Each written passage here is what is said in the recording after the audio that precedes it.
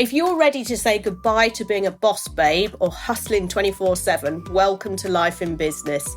This is the podcast for women just like you who want an easy and effective way to grow your business that's built around genuine work-life balance, not growing a £1 million empire. I'm your podcast host, Libby Langley, award-winning business coach and Amazon best-selling author, known as the Queen of Easy Business because of my sensible and easy-to-implement ways to earn more by doing less.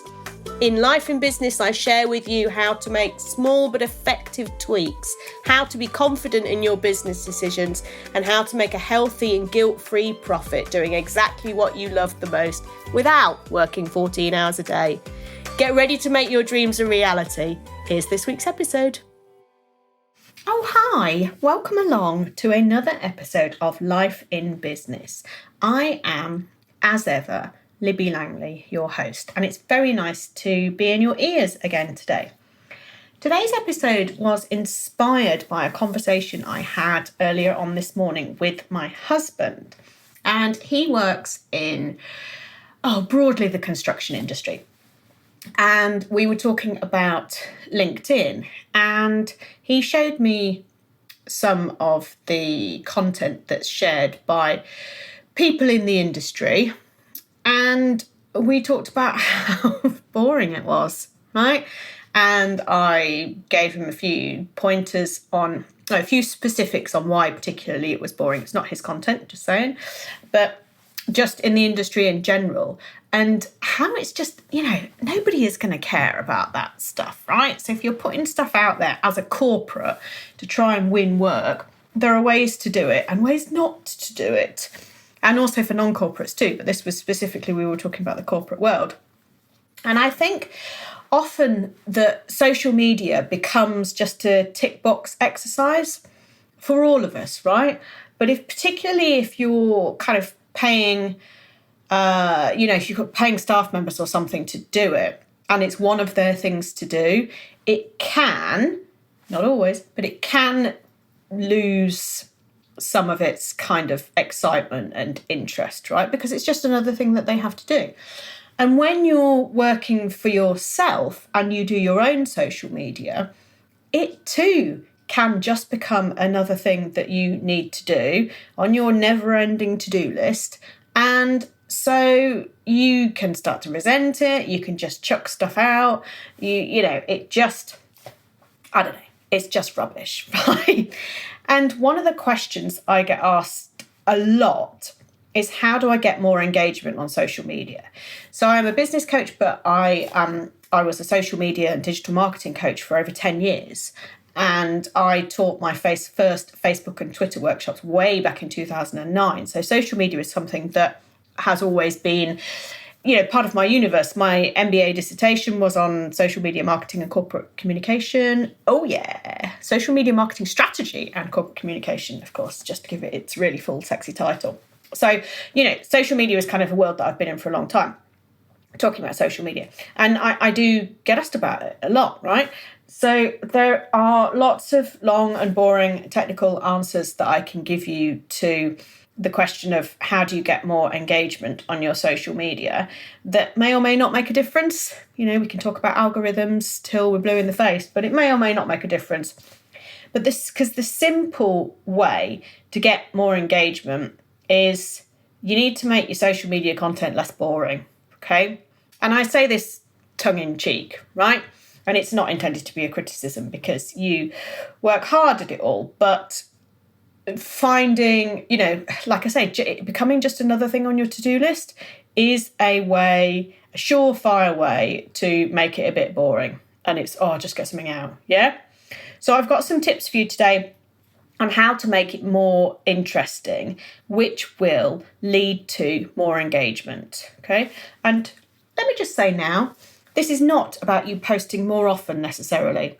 You don't need to do 10 posts a day or whatever the bloody hell some people will tell you. That is absolutely not something that's going to make any difference. The things that I tell you today are the things that will make a difference. And it might mean less work because you know that I like to tell you things that involve less work than you're doing at the minute. So the first way I would say to you to how you can make your social media less boring and therefore get more engagement is to share your passion, right? Or your belief or your mission or goal or whatever you want to call it. But if you talk about what makes you angry, what you feel is an injustice in the world, what you really care about, what you're passionate about, why do you care about what you do? All these things, if you just say what you're really thinking, that is going to be a conversation starter. And you don't have to be like angry about everything. I mean, if you are angry about things, if there's injustice that you're angry about and it's relevant to the work that you do, oh yeah, talk about it. But don't just be angry for the sake of being angry. That's not what I'm saying.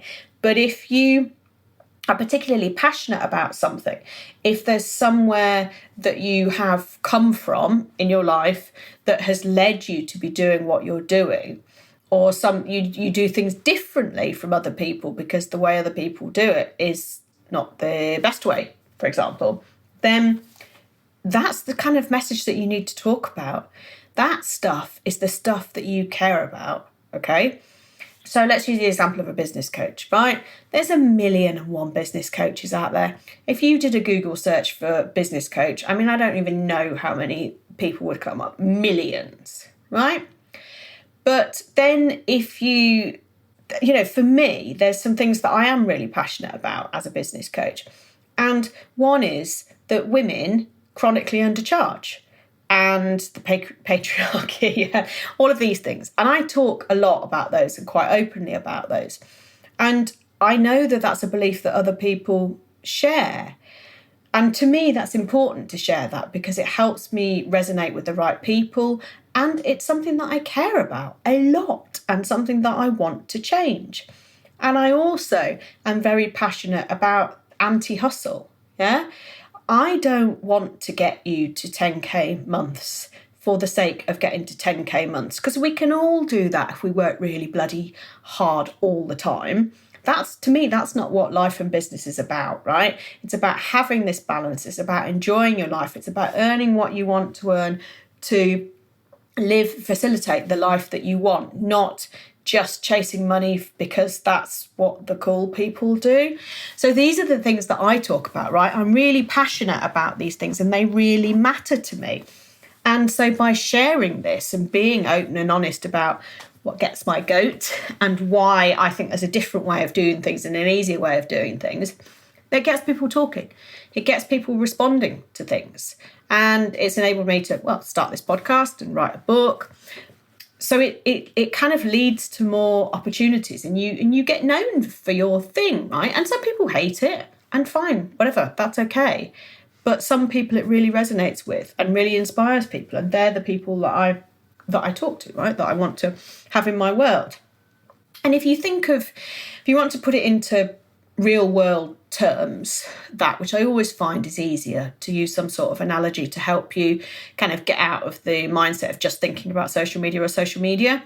And if we start thinking about it as conversations instead, if you think of Speaker's Corner, right, in Hyde Park in London, and you may never have been there, but I'm fairly sure that it's something that you will have heard of. And if not, Google it or look on YouTube. But Speaker's Corner has been an area of literally a corner of Hyde Park for forever, years, hundreds of years probably. And people take their soapbox, yeah, this is where it kind of comes from, and stand on it and talk about the things that matter to them. And some of these things are fairly left field. And some of them are things that we absolutely can all get behind. And the point is that they talk about the things that they're passionate about, and people listen, right? Some people will stop and listen. There will be the gawpers, people who just think, what? The rubberneckers kind of. But so they're, in social media terms, they're kind of just your casual scrollers, not strollers, yeah. But the people who stop and listen and are nodding along and, maybe talk to the person after they've finished talking and all of that, that's your engagement. they're the people that you want to attract. And it's much lower numbers, yeah? But they're the people who are interested. They're the people who believe the same things as you. They're the people who are going to comment and talk to you and start conversations and be advocates and become clients. And together you can make the world a better place, right? You can support them to make the world a better place. And that's kind of the stuff that matters. That's the core way to make your social media less boring, is just say what you're thinking, yeah? Share what's in your head and share what matters to you. And then moving on from that to point number 2 is write and talk like a human, okay? And this particularly, the example that I gave of the corporate construction post that my husband and I were talking about earlier, it was about 4 or 5 lines long, and it didn't have any punctuation whatsoever. It was one long sentence, which was really hard to read. And it was just like, what? You know, it's like somebody had copied it out of a manual. It was really kind of complicated. And I know they're talking, technical language in the technical industry, but you're still always talking to people, right? You don't have to cram everything with jargon. So if you want engagement, right, writing like a human, like you would talk to a human face to face, is the way to start conversations. You can use bullet points to make it visually easier to read. You can use emojis if that is appropriate in your industry, but it's a way of kind of breaking up the text and making it easier for people to digest. And you can make it more kind of fun, right? If you're a funny person and you have a good sense of humour and you like to share humour with your clients, that's write in that way, yeah? And write in a way that is the way that you would talk. And if you find that really difficult, because it can be kind of quite difficult to get your head around, then either record yourself saying what you want to say, right, as if you're just talking to someone, or actually record a conversation. So get someone to ask you some questions, and then the answer, the way that you actually phrase things in talking language, it will come out. So you can record that, and then you can use that to write down, or use something like ChatGPT, the AI tool, which episode 31 is all about that, tells you how to use that. Then go back and listen to the previous episode to this one, and you'll be able to get some tips on that. But put in what you want to say and ask it to rephrase it in chatty language, in bullet points, in 50% of the words, something like that, and it will take what you've written and make it much better. So there are ways that you can write like a human, because it was one thing that I always found when I first started my business way back in 2011. I had come from education. I'd worked in education and kind of corporate education, and I was in the final throes of doing my master's degree, and both of those were not places that facilitated kind of casual language.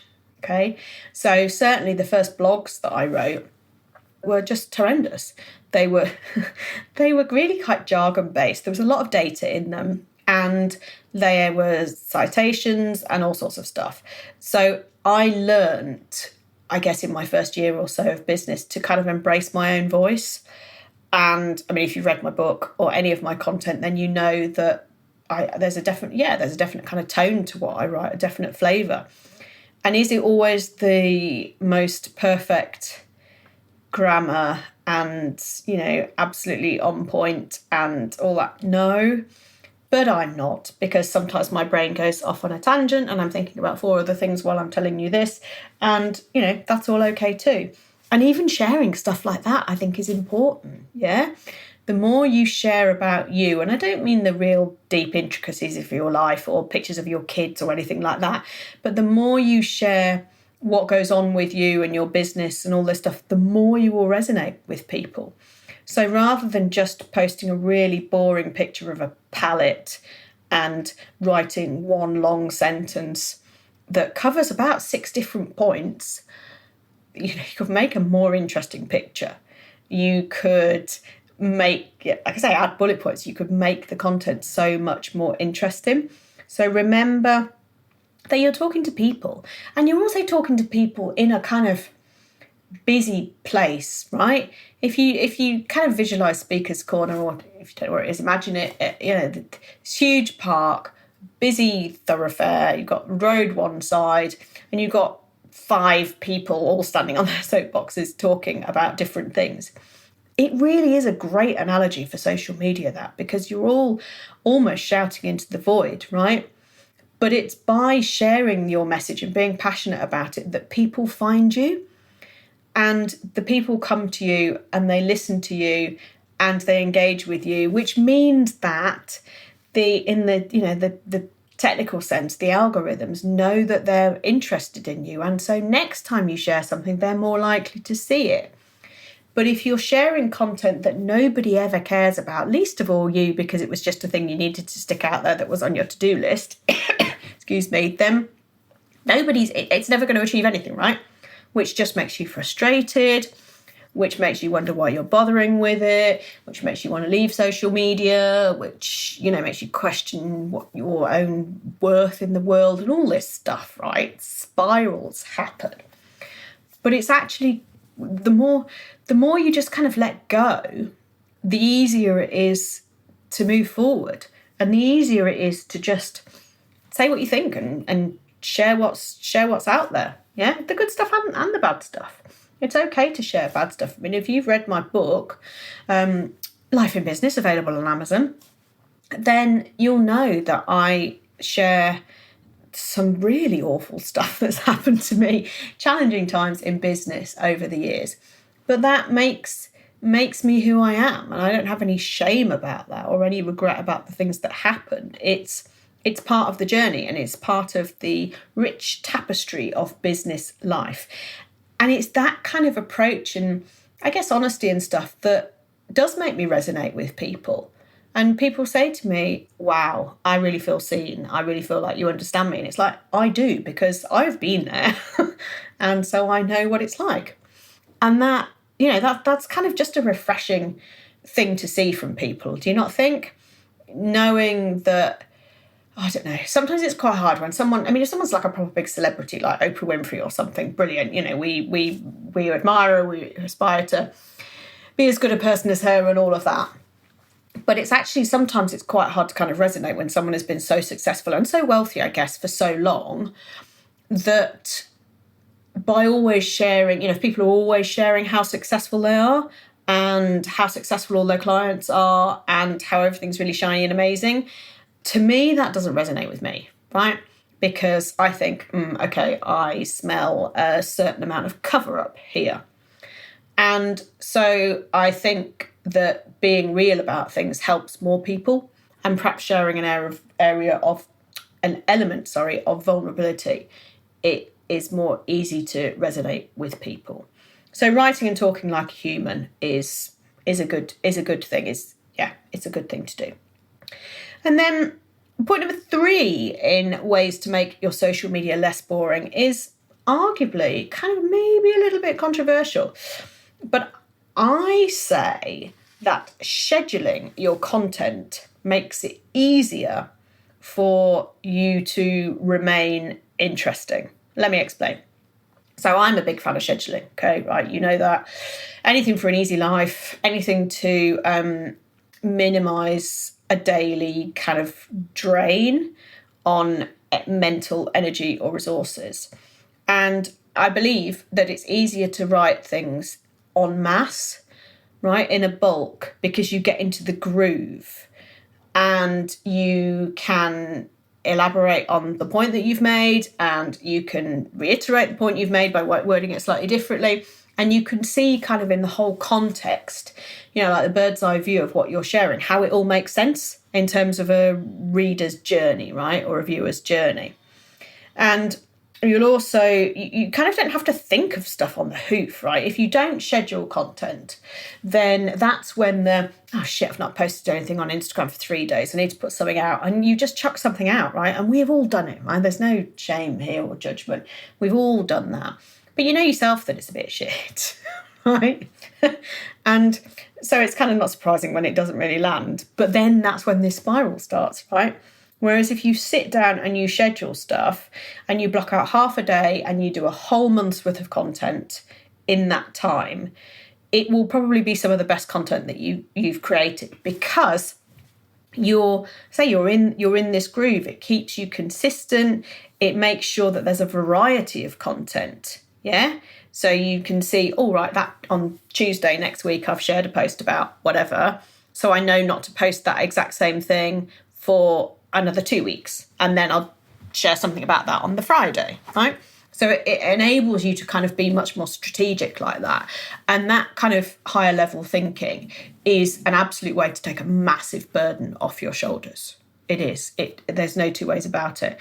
So if you block out time once a month, once a fortnight, however long it takes you to create your content, depending on what kind of content that you create, because like reels will take you longer than static posts probably, block out the amount of time that you need and get it done in a bulk and schedule it all out. And honestly, I think that's one of the simplest ways to stop yourself rushing, to stop yourself from panicking about content that you're sharing, and therefore it will make it read much better, and it will be much more on point and much more engaging. So the key thing that you're trying to do with all of your social media content is not just to post something on social media, right? That's ridiculous. It's like opening your front door and just shouting across the road. It just doesn't make any sense. Yeah, people will just think you're a bit odd. It doesn't make any sense to do something like that. But using social media as a place to start a conversation with one person, with two people, with three people, it gradually builds, right? Then the way to do that is to actually kind of think about it and share some things that you care about. And you'll find the people who also care about that too, or who want to be educated in that way or be supported in that way. Yeah, by somebody who has those similar beliefs. And I've shared on this podcast before, a few weeks ago, about a client that I had who we were working on this kind of stuff, right, along with her wider business offering. And she talked a lot about her faith, just in our conversations. And I said to her, why do you never share this? Why do you never talk about this? If it's such an important part of your life, why do you never share it?